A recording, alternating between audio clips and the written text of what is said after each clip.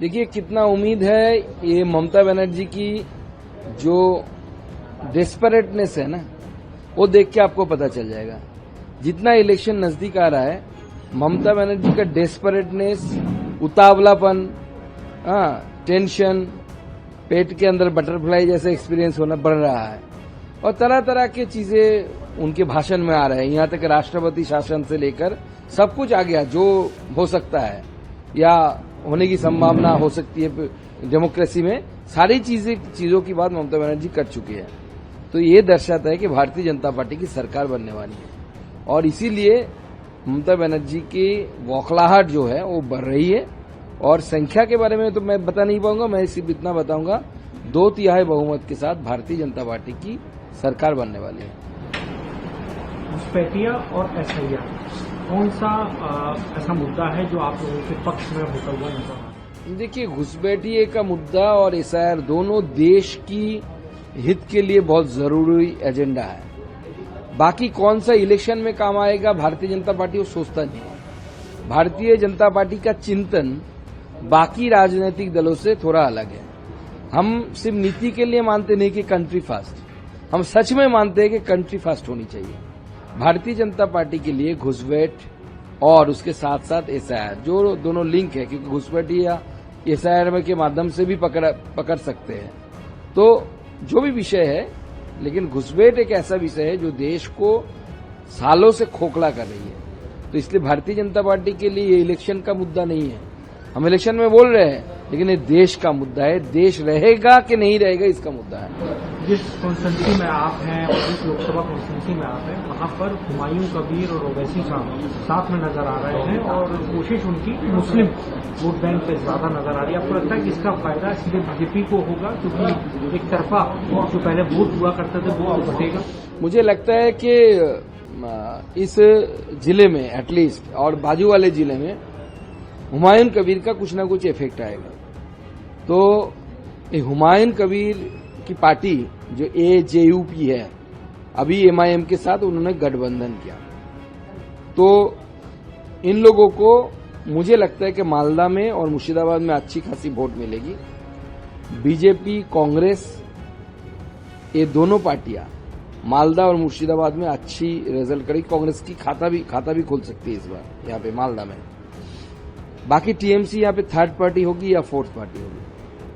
कांग्रेस के लिए भी आश्वस्त है कि यहाँ पे कोई ना कोई एक सीट नहीं, कांग्रेस का यहाँ पे पहले से ही घर रहा है और बेनजीर नूर उधर जाने से, कांग्रेस में लौटने के कारण कांग्रेस का ताकत बढ़ा है। सॉरी, बेनजीर नहीं, मौसम नूर कांग्रेस में लौटने के कारण, मौसम नूर लौटने के कारण ताकत बढ़ा है कांग्रेस का। तो कांग्रेस का भी खाता खोल सकता है, खुलने की संभावना है।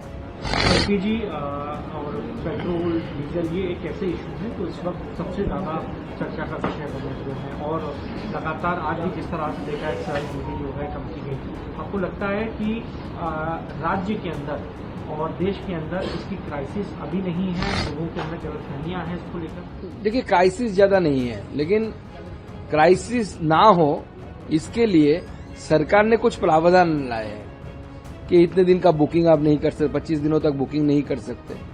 तो क्योंकि अगर सरकार इस तरीके की व्यवस्था बंदोबस्त नहीं करेगा तो आर्टिफिशियल रूप से क्राइसिस क्रिएट किया जाएगा। ये होता है हमारे देश में, देखा गया है। इसलिए सरकार पूरी तरीके से चौकन्ना जिसे बोलते हैं, हमारी सरकार चौकन्ना है। और एक्साइज ड्यूटी में जो कमी लाई वो तो मोदी जी का मास्टर स्ट्रोक है।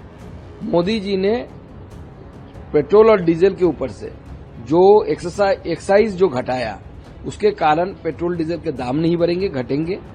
लेकिन अफसोस की बात यह है कि पश्चिम बंगाल की सरकार इससे पहले भी, जब केंद्र ने 5 रुपया घटाया था, पेट्रोल और डीजल को 10 रुपया घटाया था, उस समय भी कुछ नहीं किया था स्टेट गवर्नमेंट ने, आज भी कुछ नहीं किया।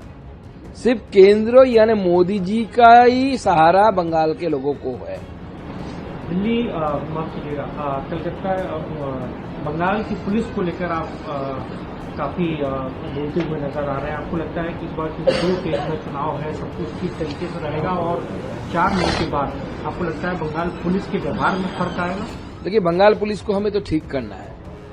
बंगाल पुलिस से तो आप इलेक्शन नहीं करवा सकते, आपको सेंट्रल फोर्सेस चाहिए। कुछ दिन पहले बासंती में आपने देखा भारतीय जनता पार्टी के ऊपर कैसे हमला हुआ, पुलिस को पीटा गया।